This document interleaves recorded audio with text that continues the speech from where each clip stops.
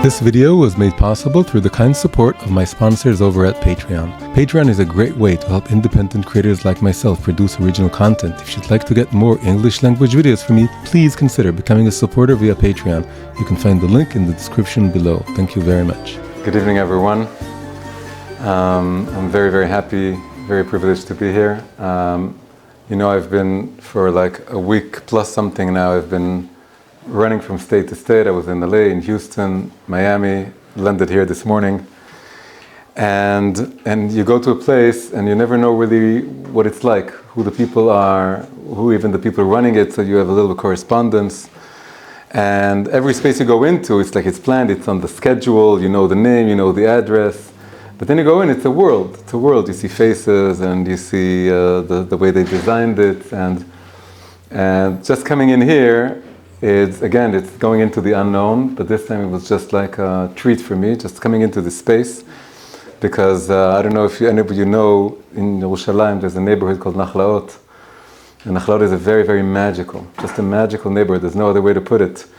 It's a place that you have dati and non-dati and all kinds, and some very traditional and some very hyper-experimental Jewish things going on, just everything. In a small space with a lot of beautiful alleyways, that each alleyway is like an alley cat that's jumping at you. You don't know where it's coming from. And I spent the most formative years of my life were spent in Nachlaot. I call it my second childhood, from 26 to 29. That's where I did tshuva. That's where all my exploration of Judaism took place. I came there just curious, and I got out married, and this is just the moment I came in and I told Raphael, this is really reminding me of Nachlaot. He said, yeah, that's where I met my wife. So we share the memory of finding your home in Nachlaot. So once again, good evening. My name is Nir Menussi. I'll tell you just a quick few words about where I'm coming from, what planet I'm from, where I'm landing from, and then what we want to do tonight. So I grew up in Tel Aviv. Our denomination was Chiloni LeMehadrin. It's ultra-Orthodox secular. That's how my father, gave the answer, what branch are you in Judaism? So this is where we came from. And I was very, first ignorant and also anti. But then I was blessed enough to, in Yerushalayim, come across the right people, the right time, and gradually have all this outer shell melt and fall off and break, and then go on this wonderful journey, which I'm still on, which is discovering the infinite depths of the Torah, Baruch Hashem. And I was also blessed at some point to become a close student, and then to start working with Rav Yitzchak Ginsburg. Rav Yitzchak Ginsburg, if you don't know, he is a Chabad rabbi, but a very, very innovative one. Probably the most prolific and the greatest innovator and teacher of Kabbalah and Chassidut, I think, alive today. And he has over 100 books out in several languages. He started by writing them himself, but his books were very, very hard to follow and to understand. But now he has like a group of people adapting his shiurim, his classes into books, and I'm fortunate to be one of them. And the reason I'm here in the States now is that we just had a new book out, which it's in Hebrew. It's not new. It came out a few years ago. In Hebrew, it was simply called Ahava, love. And in English, we called it Becoming One, a Kabbalistic guide to finding and nurturing true love. And what I want to share with you tonight is something that I've been like touring this book, launching it, promoting it, signing it, but I haven't really gone over the book itself. That's the first time I'm doing that. I'm just going to talk about the book itself. Every place I try to do something a little different. And here I asked, on the way, I texted Raphael, can you please print out this page? I'm going to hand it out. And we're just going to go over a little bit, give you a taste. And even if you don't buy the book, you should buy the book. But even if you don't, you'll get like a tour, a short tour of what's going on, and I hope it'll give you something to your life, even just this prefill. So I'm keeping one, I'm giving you the others. So I'll start with an introduction while Regina is handing out the pages. That the first question is, what is love? What is love? And the Hebrew word ahava can be read in a lot of different ways, but a simple, nice way to sort of get us started is that ahava can be seen as the acronym of Or HaKadosh Baruch Hu, the light of the Kadosh Baruch Hu, the light of Hashem, Or HaKadosh Baruch Hu. Of course, you can play with it in many ways, but it's a nice way of thinking about it. The world is dark, and Hashem is bringing His light into the world. David HaMelech says, Ki eshev b'choshech, Hashem orli. As I sit in the dark, Hashem, the faith in Hashem, connection to Hashem, He becomes my light. He serves as my light. We want to light up the world. And there are many ways to light up the world. You can light up the world with wisdom, and you can light up the world by doing good deeds, mitzvot u'ma'asim tovim. But at the heart of it all, it has to be driven and motivated by love. It's very interesting that in the Kabbalistic world, love is not a balanced trait. There are, in the Sephirot that you can see here, you see a variation of it, an application of it. You don't have like the names are written in gray of the Sephirot, but the Sephirot system, they have a right axis and a left axis and a central axis. And things get balanced at the center, right? You have to go a little bit to the right and then a little bit to the left, and then you combine them. This is true on so many levels. It's true emotionally, it's true intellectually, it's true even politically, because we see now today that probably the worst plague of our generation is polarization. When society becomes polarized, it starts disintegrating. We tasted this in the worst possible way in the land of Israel in the past months, that we saw that when we are being polarized, we're becoming vulnerable, and it's used by the worst of forces, and it's happening also in America. America is also becoming, I call it the DSA, Divided States of America. It's becoming like two different galaxies. And I think Israel is a warning sign of what could happen to every society if it doesn't make sure to really listen to all sides of every debate and every story. And there's a verse in the Torah. It says tzedek tzedek tirdof. You should pursue justice, but it says the word justice twice. So you would think it's only to put an emphasis. Really pursue justice, and pursue it again and again. But a deeper reading is there's no superfluous word. So tzedek tzedek tirdof means there's always two sides to every story of justice. What justice is? Tzedek is the word tzad. Has started with the word tzad. And then kuf. Kuf is 100 in Gematria. So each side is sure they're 100% right. And you, listening, you have to listen to both sides, to this tzedek and this tzedek. And then you can arrive at a true, balanced, and tzodek, and right and righteous. So when you look at the balance that the Torah is talking about, and you get to the level of the heart, then it says that ahava is a right-hand sephirah, but it's not balanced, because it's leaning in one direction. And on the other side of it, you have a thing called yir'ah. Yir'ah is awe, it's fear. And these are called the two wings of the soul, the two wings of serving Hashem. And you need both wings. It takes two wings to fly. If you try to fly with one wings, you won't fly, and you won't even proceed, you'll just walk in circles. And it's like paddling with one side. And you need both love and awe. So why am I stressing so much that love is the central thing? And it's not a central sephirah. There's love and there's awe, and if it's too much of either one, you're not balanced. And then there's something called rachamim, which is a kind of balanced love, which is love that is more sober, perhaps, and realistic, and you can see the reality for what it is. You're not blinded by love. Love can be blinding. And yet, the Zohar says that despite the fact that love is unbalanced, and it's blind, and it can go astray, and if it's not balanced by fear or awe, yir'ah, it can lead you bad places. Despite all of this, God decided to create the world. It was the first day of creation. The first day of creation corresponds to the sphere of chesed, which is love. It's not a balanced sephira or midah, but it's the best starting point. The world was created, olam chesed yibaneh. First, start with love.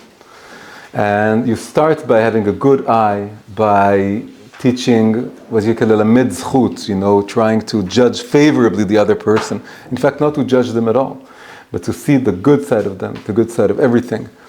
And then balance it. Because you could think, well, if it's a question of balance, I can maybe start with fear, with awe, with might, with boundaries, with limitations, with suspicion, with realism. No, don't start realistic. Start optimistic. Start with just blind love for everyone. The first father, the first patriarch was Abraham. It wasn't balanced. Ishmael came out of it, and then out of Esav, out of Yitzchak came Esav. But he was the first one. He was the first one to cross the river, to be on the other side of the river. So love isn't balanced, but love is the best starting point. That's how, and the Zohar says that when the world was created on the first day, and it was full of love, then this love extended and was spread over all of the 7 days. It's called Yoma De'azil Im Kulhu Yomin. It's a day that walks with the other days. It's like a big brother that's walking with his younger brothers. Like the first day it wasn't over when the first 24 hours were over. It sort of remained. It sort of didn't stop. It never stopped. It wasn't Yom Rishon. It was Yom Echad. It is like a oneness that's always there. It's the day that accompanies and hovers over all the other days. So we want to explore love. And this book that we did, Becoming One, like day one, like Yom Echad, and like Basar Echad, it was based on a single class that Rabbi Ginsburg gave, interestingly in Tel Aviv, before I dreamt that I would ever come back to Tel Aviv, and now I'm back. I didn't mention that I said I grew up there. I discovered Yiddishkeit in Yerushalayim, and now I'm back in Tel Aviv since the summer. And that was a class that he actually gave in Tel Aviv, which doesn't happen often. And it was for the 15th day of Av, the day what is called Chag HaAhava, the day of matchmaking, of love.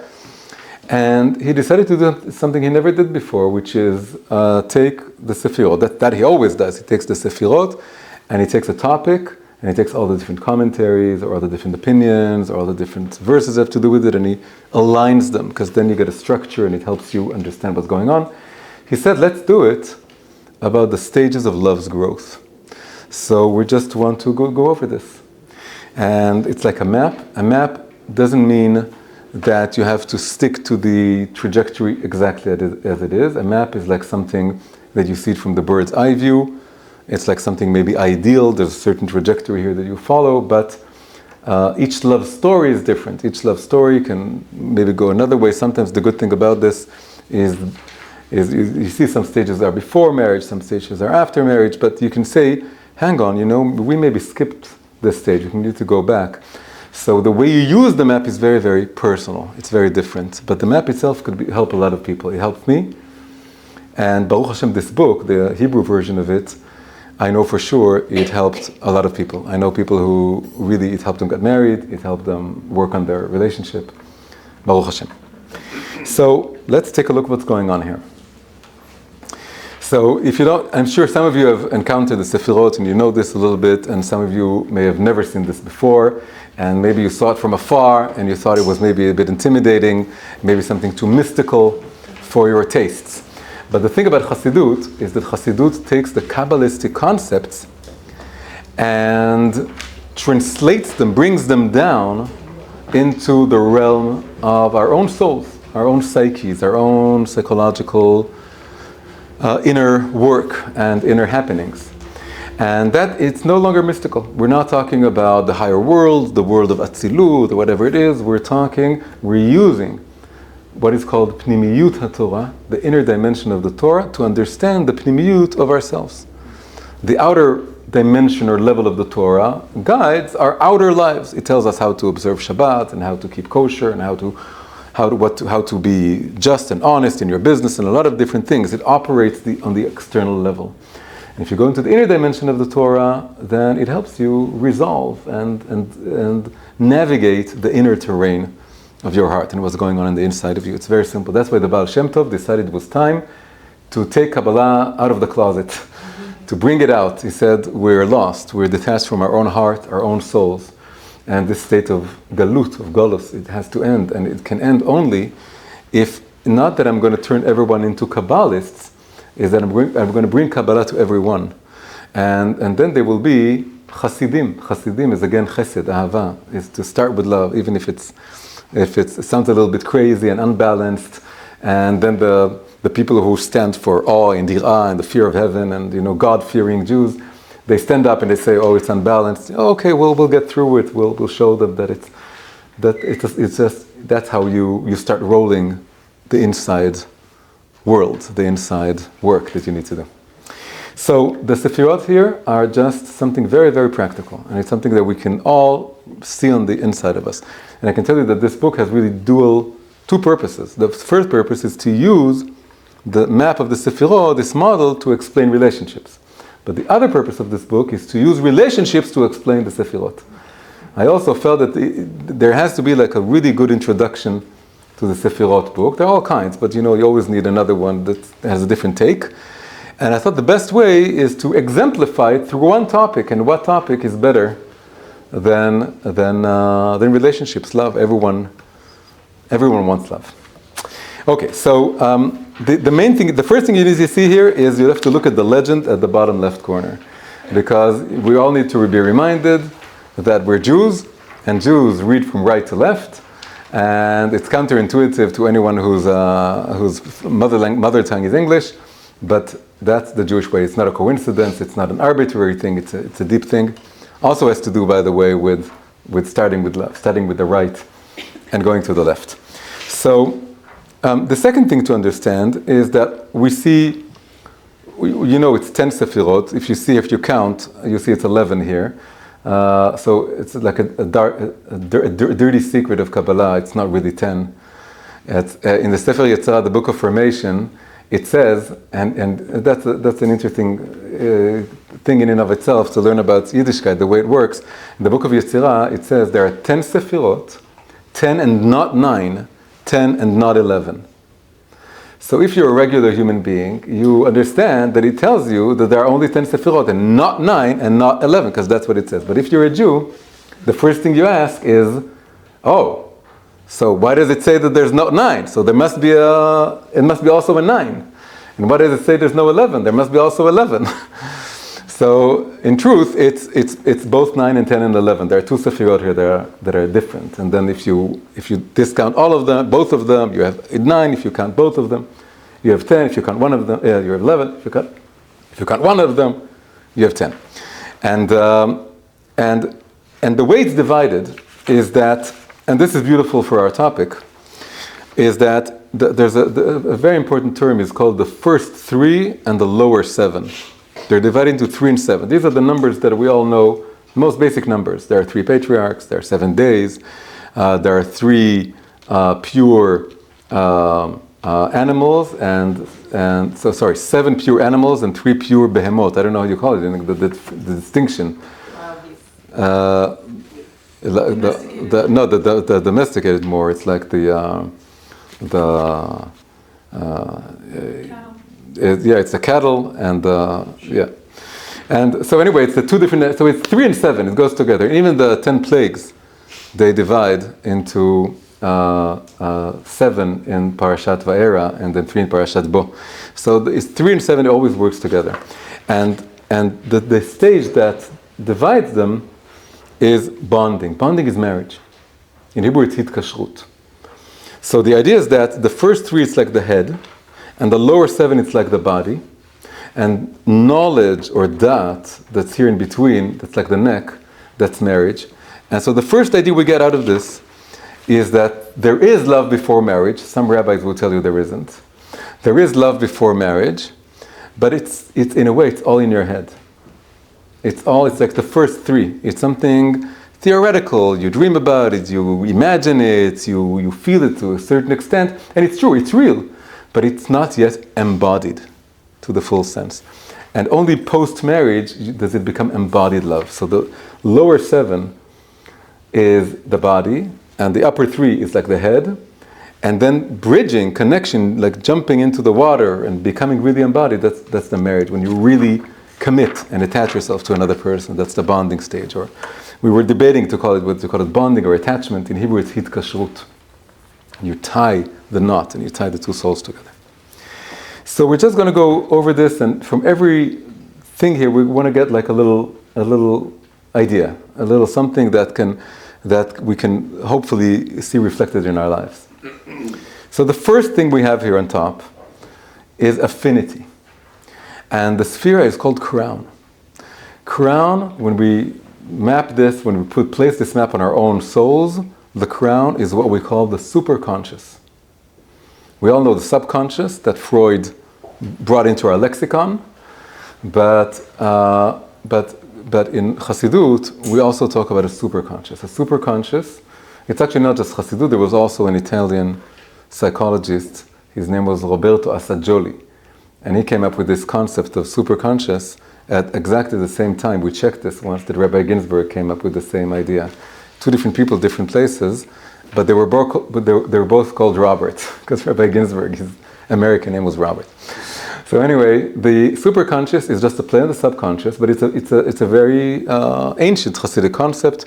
In Chassidut, it's called surrounding lights. It's the light that are above your consciousness, you're not aware of them.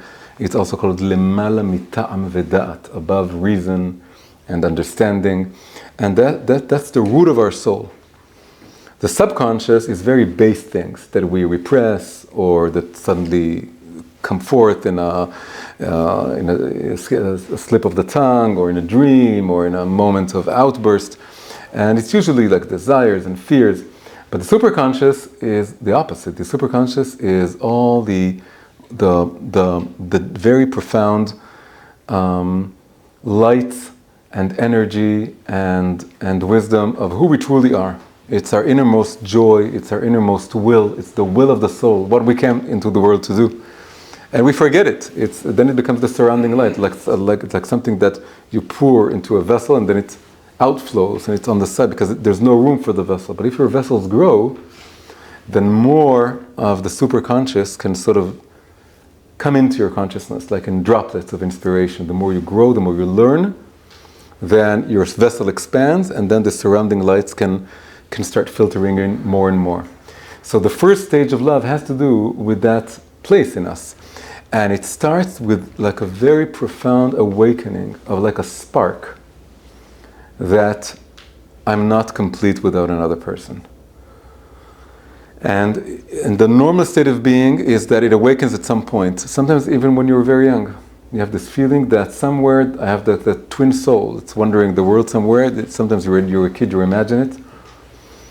And then when you wake up, it's like a little seed that is sort of born in the depth of your being, and it has to come down. Sometimes it doesn't. Sometimes when it doesn't, and that's the thing we want to get out of this thing here, it doesn't because you subconsciously, the subconscious and the superconscious are connected, one can block the other. You subconsciously this is another Hasidic idea. We all know that in the Torah there's a whole topic of nedarim, vows. Nedarim is when you vow to abstain from something and then you need someone to untie or undo, nullify your vow. But psychologically, spiritually, a vow is when you block yourself against something. And you're telling yourself that you're self-sufficient, that you're perfectly okay, that you don't need anyone. Maybe it was because you were traumatized by something you saw, maybe a past relationship, maybe your parents. But what happens is then you think you become self-sufficient. And that the process here sometimes, if that happens, is that you need to undergo, it's not rational, it's not cognitive exactly, but you need to sort of untie those strings. It's a little bit like getting divorced from yourself, your own self. It's an age-old question why in the Talmud Gittin comes before Kiddushin. And so a lot of reasons, one of the reasons is you need to divorce yourself before you can marry someone else. You need to divorce from your image that you're self-sufficient and you have everything you need, and you need to really connect to the fact that you're incomplete, you're profoundly incomplete.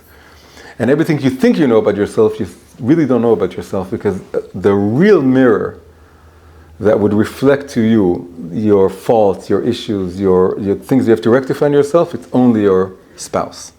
No one else will do it for you. Your parents won't do it for you, and your best friends, and it's only someone who really sees you through and through.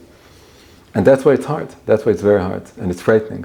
But the first thing to do is to acknowledge that I need someone. I cannot complete, and I need this thing. That's the spark. In Hebrew, it's called zika. Zika is affinity, but it also has the word zik in it. Zik is like a spark. Now, what's happening from now on is that the way the Sephirot are structured is that now we have 3 triangles. And you go from right, left, center, right, left, center, right, left, center. This image of a triangle, right? Basically, the best way to see this is that there's the crown, and then there's the kingdom in the bottom, and in between you have 3 triangles. And we have a name for this shape, right? It's called segol. That's the punctuation mark of the segol. And it's maybe the most profound secret that Jews are holding on to. There's even an explanation that the reason we're called Am Segula is that we're holding on to the secret of the segol, that you have to go right and left and center. And then our real mission in the world is to depolarize the entire world, not to have this bipolar disorder that the world is suffering from. And it has to do with thinking. You know, it's like age old. It's like, why is Moshe megamgem? Why is he stuttering? Right? Because he's trying to say gam vegam. There's this famous word. He's trying, because he sees the right and he sees the left. He sees Shammai and he sees Hillel, the future Shammai and Hillel that still haven't come out. Moshe is also the acronym of Machloket Shammai Hillel. He feels the machloket. He feels both. He's giving the Torah that will later on be interpreted in these two disparate ways. And so we identify with the bipolar disorder, but we also have the cure for the bipolar disorder. The cure is Elu ve'elu divrei Elokim chaim. We need to listen to both sides. So now we have 3 times we're going to go over this dynamic. So the first pair has to do with searching for your spouse. It's the search, right? This is the head. And the 2 stages here are, the first one is called yearning, which in Hebrew is kmiha. Kama lecha libi, tzam'a lecha nafshi, kama lecha libi. No, tzam'a lecha nafshi, kama lecha basari. And so kmiha is the first stage, and the second is attraction, meshicha. What are they all about, and what we can learn from them, right? Because we want a little lesson from each one of them. So kmiha is before I have any idea who it is. It's basically when I'm ready to date. And I just have this picture in my head of like a perfect being, a perfect person that's perfect for me, and it's just a dream. And it could be a very frustrating time because you don't know how long it's going to last. And sometimes, especially in our generation, it lasts longer than you would want and that you had expected. In fact, we have 2 appendices at the end. After the Rav gave the shiur and it was perfect and ideal, I told him, we don't live in an ideal world today. You have to have 2 appendices. Prolonged singlehood and second marriage. And divorce and second marriage. So 2 appendices that are very important. Many people start with one of them before they read the book. So the kmiha is just longing, yearning. But what do you do in this time? It seems like a passive time. You're just waiting, like waiting for the person to appear, right? So no, it's a very, very active time. What is the active time? What is the active thing you're doing here? You are preparing yourself for your future spouse. You want a perfect spouse? You know who the perfect spouse is? You are. You need to be. Let's see you. Every day, every week, every month that passes by that you still haven't found the other half, you need to spend preparing for this other half. And the better and the more complete you become as a half of the future couple, the more complete you become, the more connected to your true essence and being and mission and talents and the more you're tuned into your neshama, the more you'll be able to fine tune and zero in on the right person. if you're thinking about it as like a time that's just like wasted, and you're waiting, like a fisherman waiting for it, that's totally not the way to do it. You have to constantly work, and every day that's not working, that means that I'm not ready. I need to work more in myself.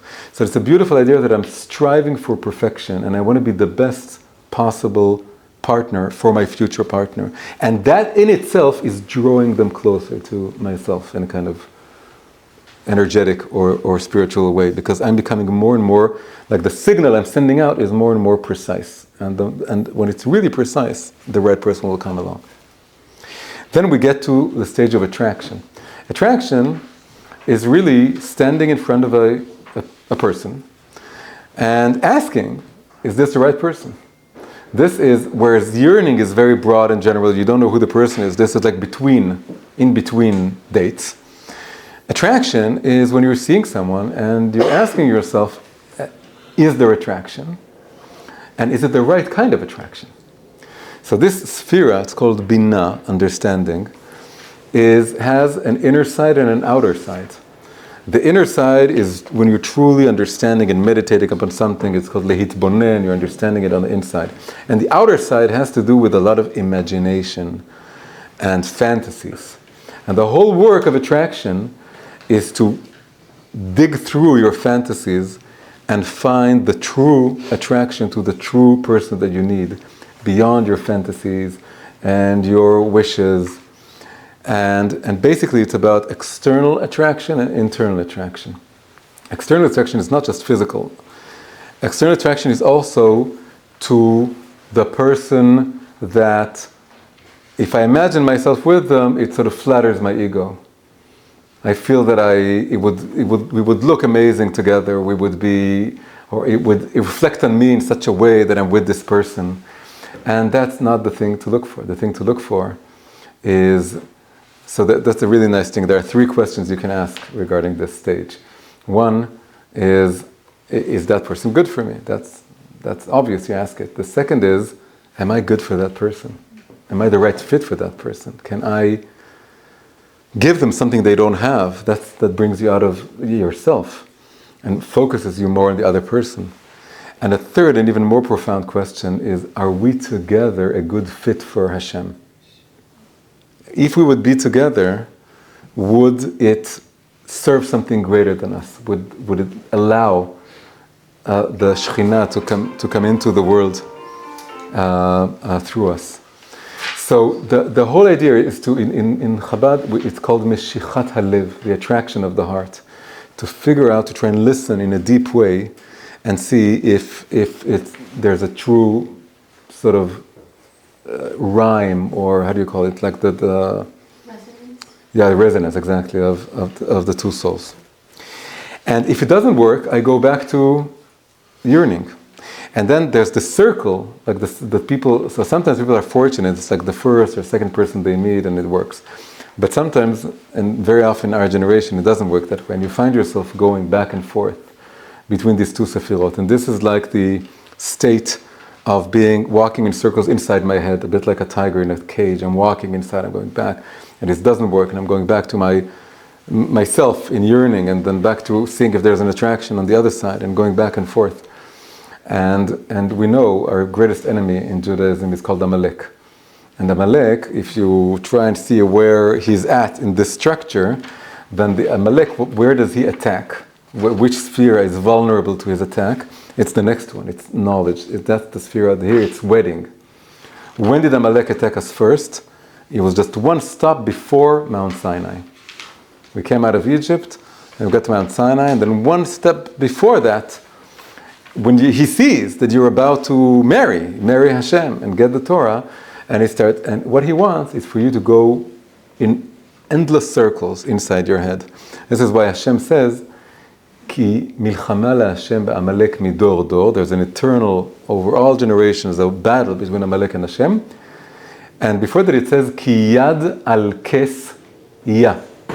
A very interesting phrase, that's 5 words, each one is just 2 letters. Ki yad al kes ya. And ya is just the first 2 letters of God's name.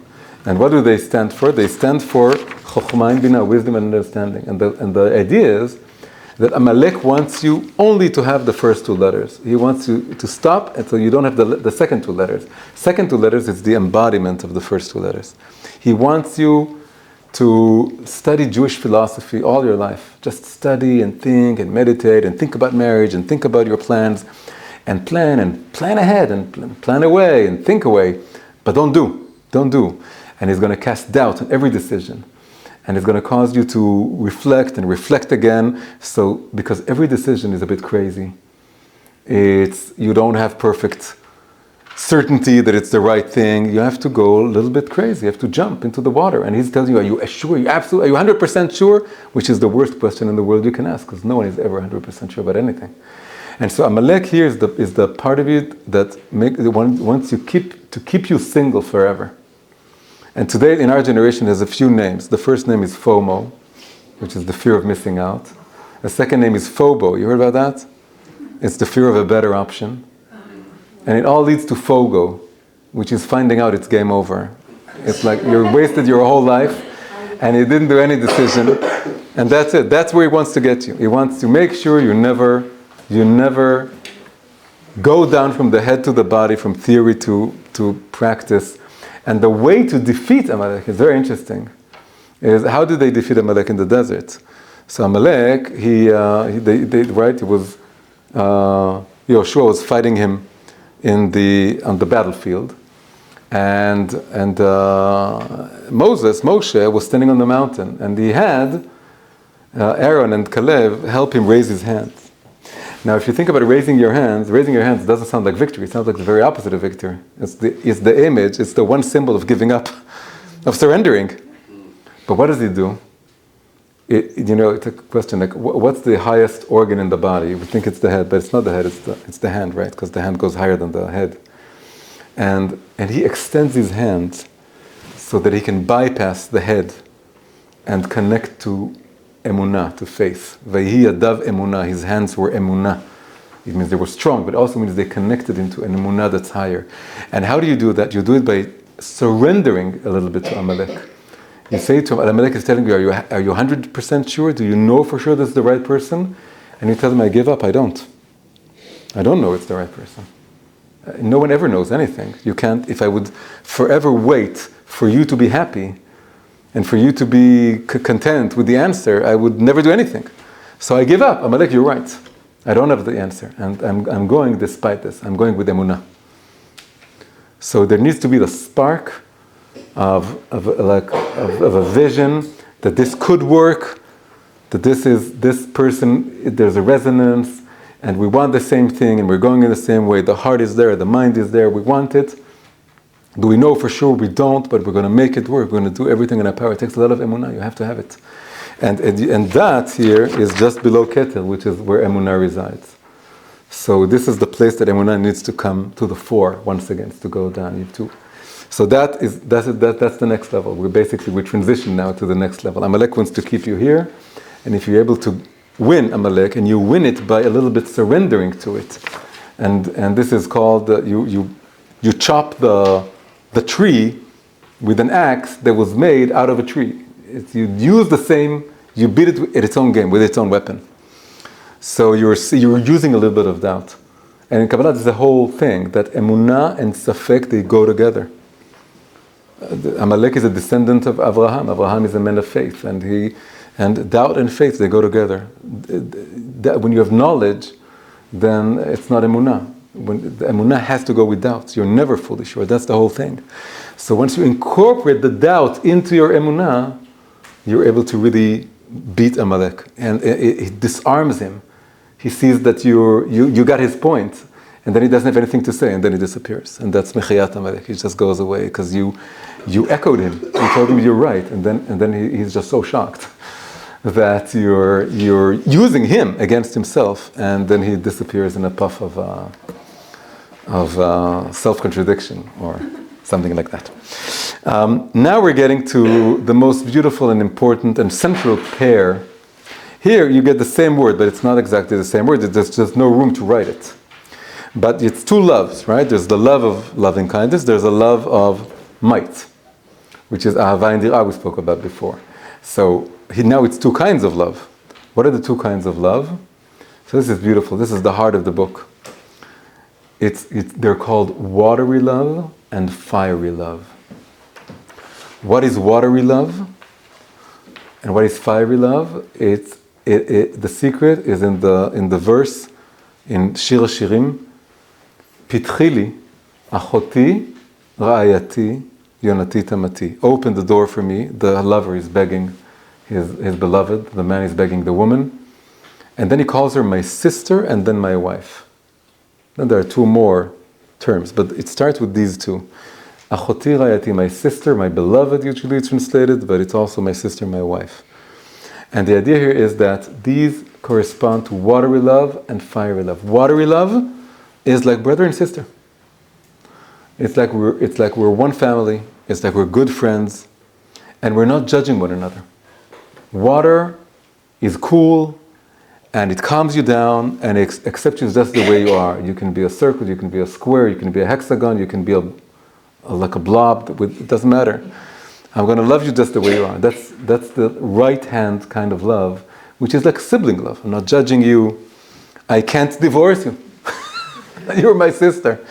It doesn't even cross our minds. And now we're one family, we're one thing.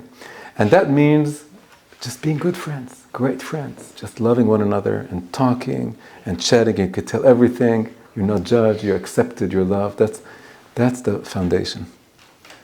And then the other kind of love is fiery love, and that's ra'ayati. That's ish and isha. It's not ach and achot. It's ish and isha. They both have a fire, right? The esh of the ish and the esh of the isha. And that has to do with their masculinity and their femininity, and they're not brothers. And they can fight, and they can get divorced, they can fall in love, and they can bring children to the world. And everything that fire does. Fire can burn you, fire can also elevate you. Like when you cook, you elevate the material, the raw material. So fiery love is everything that has to do with couplehood, with romantic love, with intimate love, and so on. And the thing is, there has to be that this is the heartbeat of the relationship. It has to go back and forth between the watery love and the fiery love. And not only that, but every time, again and again, the watery love needs to come before the fiery love. All the time. Why? Because fire, there's two kinds of fire. There's holy fire, Esh Kodesh, and that's in the previous parasha. So Esh Tamid Tukad al Mizbeach, a constant fire needs to be, but it's on the altar, it's in the tabernacle, it's in the Beit Mikdash. It's very deep. It's not an external fire of passions, of anger, of attraction. External, it's very deep. And there's also Esh Zara, which is this parasha now. We have Nadav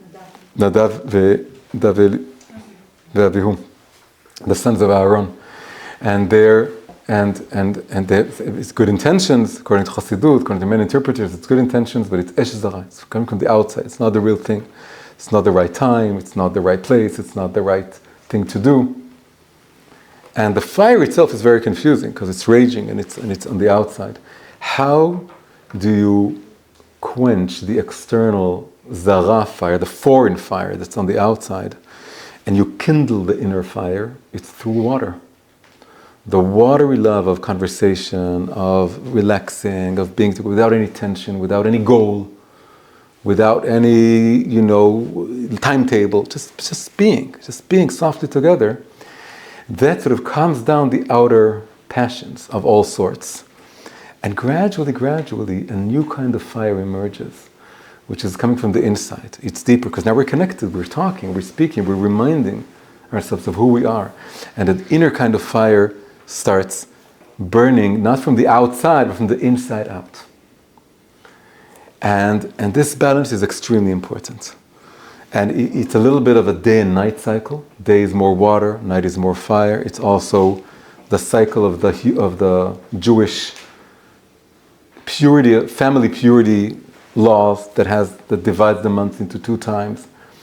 That there are times that we're like brother and sister. There are times that we're more than brother and sister, and it's more water, more fire. The water is there all the time. The fire is in special moments, holy moments, sacred moments.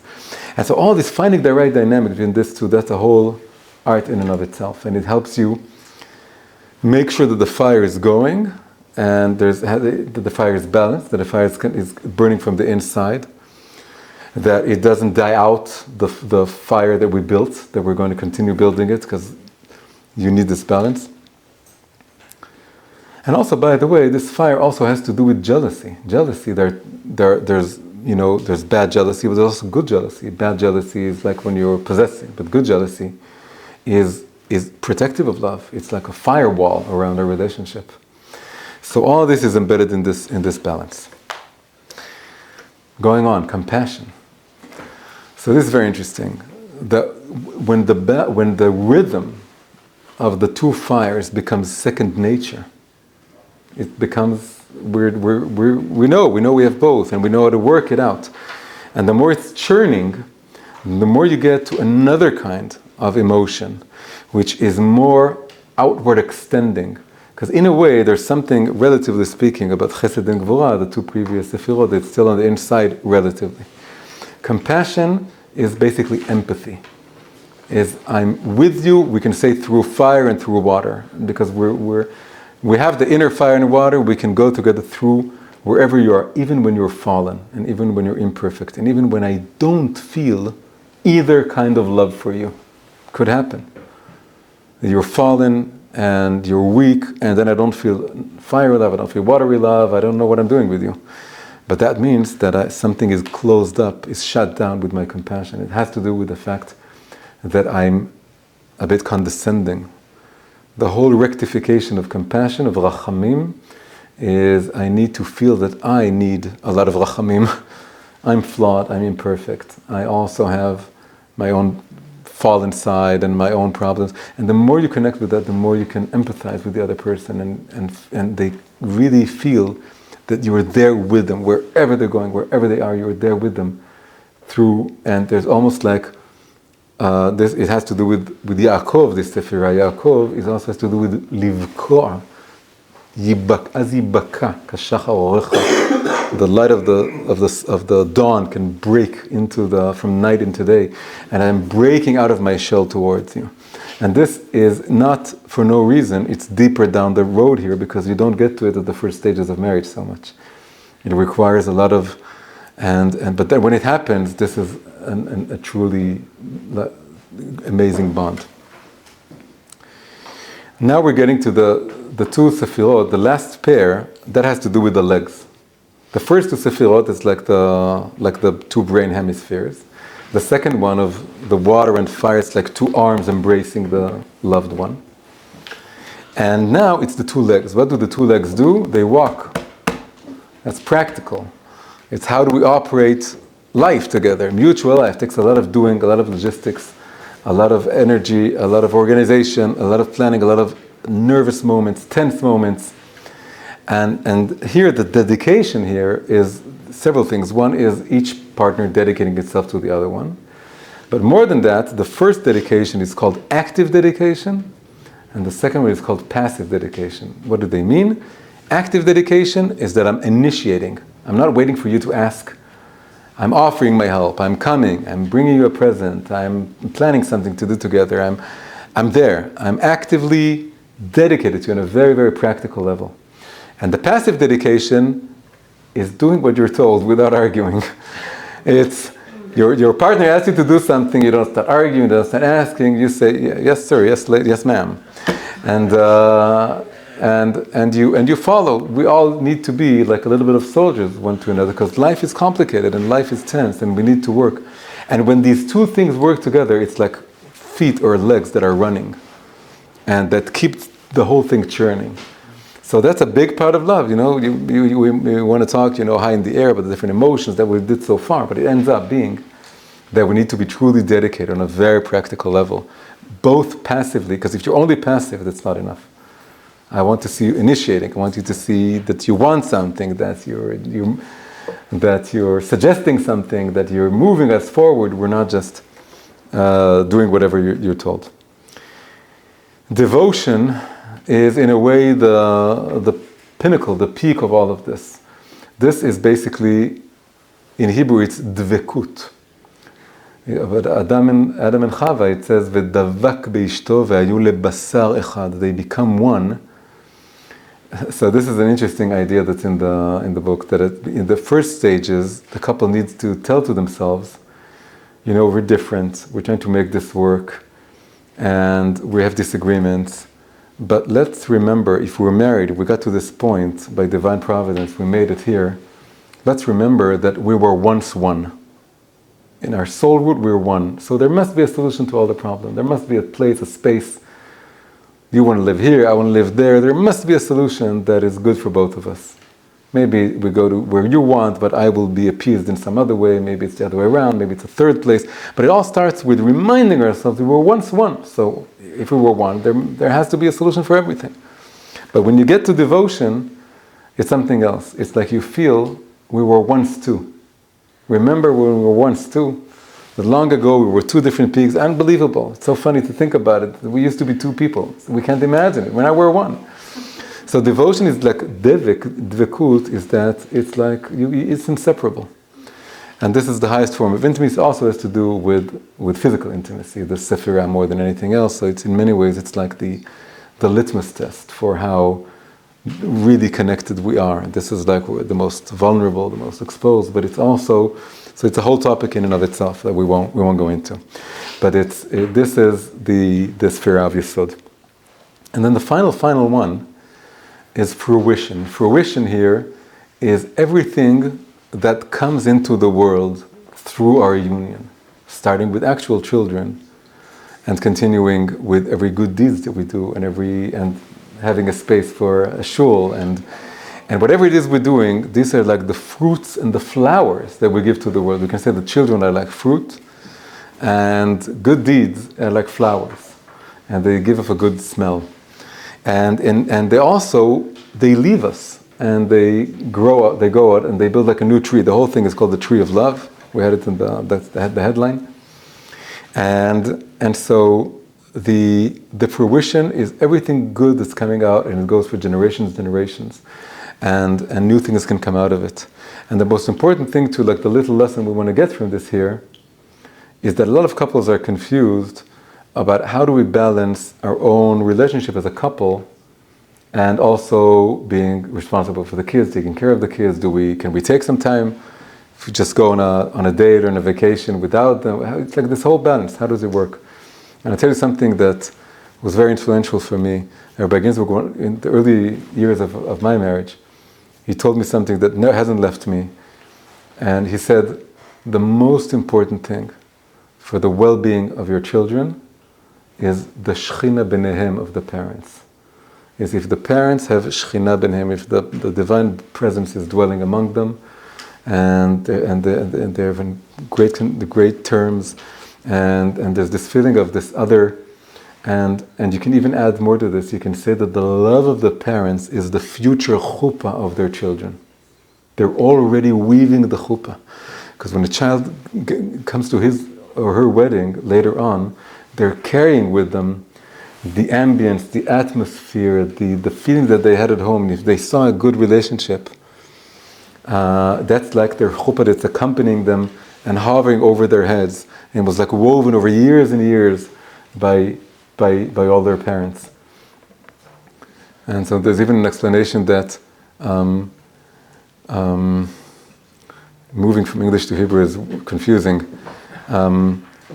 עוד ישמע בערי יהודה כל ששון וכל שמחה כל חתן וכל כלה, but before that it says גילה רינה דיצה וחדווה. So there's this whole explanation that this joy that's coming and resting on the couple as their wedding, it's really an outgrowth of the love of their parents that they brought with them. So when you're taking care of your relationship, you're also taking care of the kids. It's not, maybe you may be away from the kids, but it serves them because you're coming back and you're more bonded, you're more connected. And that's the greatest gift you can give them. And I would add just one more thing to this, which is, my wife always says this. In Hebrew, parents are horim. Horim comes from the word herayon. And leherot is to be impregnated and also in a way to give birth. So when you think about the word horim, it's like you can say that the parents are constantly birthing their children, even long after they've been born. it becomes a more subtle influence. A lot of parents, they come to me after the classes and they worry about their kid and about their relationship, and if they're having a bad relationship. And it's always good. It's not like when they're young and you're really like built like a tabula rasa, like a clean slate, and it's not that, obviously. So it becomes ever more subtle, but it's always there. It's always there. You're constantly birthing. You're giving them energy. You're giving them power. You're giving them, even after they're not in the world. If you feel that your parent that's not in the world, he's still watching over you. He's still giving you bracha, giving you love. So, in a way, the fruit of all this tree is the children, and this whole dynamic of love is flowing into the children and accompanying them in their way towards their own life and their own tree of love that they're going to build out of this. Their malchut becomes the seed of their own dynamic, and then it's recursive. So this was like a brief tour of this beautiful, beautiful structure, and there is something, a little bit, sometimes people feel it's a little bit too perfect, it's a bit too balanced, but the point is to take out of it what you need to take out of it. And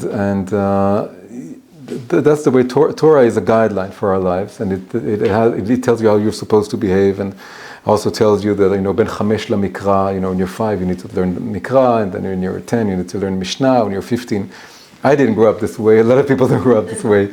Our lives are messy, and sometimes we go from the end to the beginning, and it started from the left foot instead of the right foot, and then we go to the right. It all happens, but we still need the Torah. The Torah has, even if it's like this beautiful jewel that appears to be sort of floating in the heaven. So the whole story is how do we build? How do we, tie or connect or bridge this beautiful jewel in perfection to our own perfecting within reality with our own imperfections. Hi everyone, if you enjoyed this episode, please press like, subscribe to the channel, and leave a comment. If you want more English language videos from me, please consider becoming a supporter via Patreon. You can find the link in the description below. Thank you very much, and see you in the next episode.